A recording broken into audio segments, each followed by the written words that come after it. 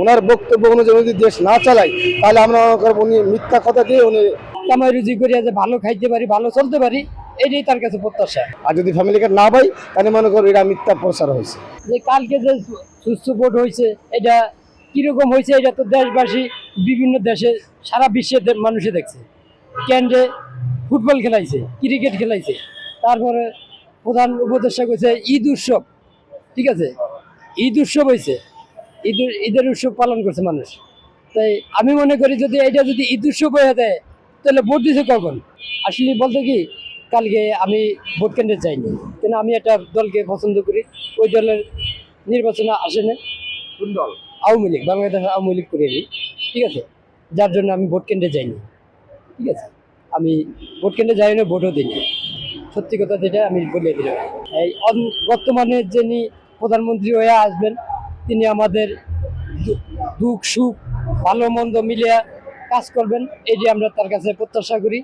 আমরা যে সাধারণ মানুষ চলিয়া ফিরিয়া কামাই রুজি করিয়া যে ভালো খাইতে পারি, ভালো চলতে পারি, এটাই তার কাছে প্রত্যাশা, এটাই তার কাছে আমাদের চাওয়া পাওয়া।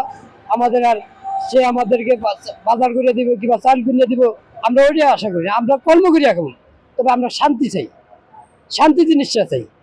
এই যে 5ই আগস্টের পরে যে ইউনূস সরকার যে অশান্তি দিছে, এই অশান্তি জিনিসটা আমরা চাই না। আমি একজন সাধারণ মানুষ এবং দিনমজুর হিসাবে আমার বক্তব্য এটাই আসে এবং সকলের পক্ষ থেকে বক্তব্য এটাই যে 1 নম্বরে উনি যে বক্তব্যগুলো দিয়েছেন জনসম্মুখে সব জায়গায়, ওনার কথার পরে ভিত্তি করে আগামী দিনগুলো যদি উনি সঠিকভাবে ওনার কথা অনুযায়ী চালাই তাহলে আমরা সাধারণ মানুষ যারা দিনমজুর আছে বিশেষ করে আমাদের জন্য পরবর্তী জীবনগুলো সুখময় হবে এবং সুখ হবে আমরা আশা করি।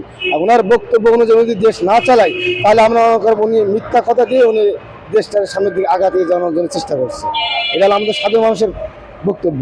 আর প্রত্যেকটা জিনিসই দ্রব্যমূল্যর নিয়ন্ত্রণে আমাদের কামাইয়ের ভিতরে যদি থাকে তাহলে আমরা আশা করি আমাদের দিনগুলো পরবর্তীতে ভালো যাবে, এটা আমরা আশা করি। আমাদের সাধারণ মানুষের প্রত্যেক মানুষের পক্ষ থেকে আশাবাদ। ফ্যামিলি কার্ড উনি যে বক্তব্য দিয়েছেন ফ্যামিলি কার্ড বানাইবে, এটা ফ্যামিলি কার্ড আশা করি আমরা এটা আদৌ সম্ভব না, কারণ এটা একটা অতিরিক্ত বলা না। ফ্যামিলি কার্ড প্রত্যেকটা ফ্যামিলি কার্ড পাবে এটা আশা করা যায় না। হয়তো উনি ওনার জন্য বলছে, আর উনি যে কোনভাবে বলছে এটা উনি এখতিয়ার উনি জানে, কিন্তু আমরা আশা করতে পারি না যে ফ্যামিলি কার্ড প্রত্যেকে পাবো। যদি আমরা প্রত্যেকে পাই তাহলে মনে করো যে আগামী দিন আমরা নতুন বাংলাদেশ পাইছি। আর যদি ফ্যামিলি কার্ড না পাই তাহলে মনে করো এটা মিথ্যা প্রচার হয়েছে।